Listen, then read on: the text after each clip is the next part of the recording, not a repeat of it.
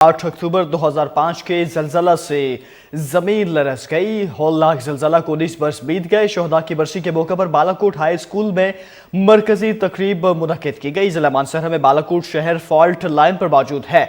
19 साल कबल माहिरीन अर्ज ने मशवरा दिया था कि अब इस जगह को दोबारा शहर आबाद नहीं किया जा सकता है, लिहाजा इस शहर को यहाँ से कहीं दूर आबाद किया जाए। हुकूमत और मुंतखब नुमाइंदों की नाअहली की वजह से लाखों लोग फॉल्ट लाइन पर जिंदगी बसर करने पर मजबूर हैं।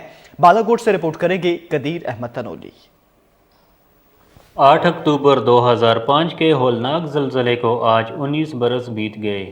दीगर इलाकों की तरह ज़िला मानसहरा में भी आज शोहदाए ज़लज़ले की बरसी मनाई जा रही है। ज़िला मानसहरा में आज सबसे बड़ी तकरीब बालाकोट हाई स्कूल में मुनक्किद हुई, जहां पर 65 बच्चों की इज्तिमाई कब्र पर फातिहानी की गई। 8 अक्टूबर 2005 को मानसहरा में बालाकोट शहर समेत कई इलाके चंद लम्हों में मलबे का ढेर बन गए। यह ज़लज़ला पाकिस्तान की तारीख़ का तबाहकुन ज़लज़ला था, जिसमें कमो बेश 90,000 से ज़ायद अफराद शहीद और लाखों लोग ज़ख्मी हुए थे। ज़लज़ले के आफ्टर शॉक्स कई माह तक जारी रहे। आफ्टर शॉक्स की वजह से बच जाने वाली इमारतें भी गिर गई थीं। ज़लज़ला में 33 लाख अफराद बेघर हुए थे और दुनिया की सबसे बड़ी नकल मकानी भी इसी ज़लज़ले में हुई थी। 8 अक्टूबर के हवाले से बात करनी है। 8 अक्टूबर 2005 को जो ज़लज़ला आया था उस वक़्त मैं यहाँ ही मौजूद था। जो ही पहला पीरियड ख़त्म हुआ तो मैंने क्लास में मैं चला गया, तो 2 मिनट हुए थे क्लास में जब मैं पहुँचा। 2 मिनट के बाद 8:50 पे मैं क्लास में पहुँचा और 8:52 पे ये कुदरती आफत जिसको हम ज़लज़ला कहते हैं वो आ गया। लेकिन अगले ही लम्हे ये था कि हम नीचे थे, छत हमारे सर के ऊपर थी। मेरी क्लास में सिर्फ एक बच्चा शहीद हुआ, लेकिन पूरे स्कूल में तकरीबन 200 के लगभग बच्चे शहीद हुए। जब मैं अपनी क्लास से बाहर निकला तो एक क़यामत सग़रा थी।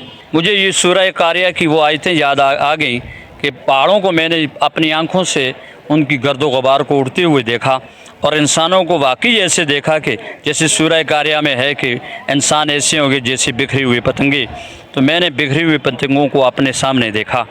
हमारे बच्चे यहाँ पे उनके लिए ना कोई वेल इक्विप्ड साइंस लैब मौजूद है, ना ही कंप्यूटर लैब मौजूद है, ना लाइब्रेरी मौजूद है, ना ही उनके बैठने के लिए कोई प्रॉपर बेंचेस और डेस्क मौजूद हैं। बस उनको हम रिपेयर करके उन्हें कुछ बच्चों को बिठा देते हैं और कई ग्राउंड पे हम बच्चों को बिठाकर उन्हें तालीम देते हैं।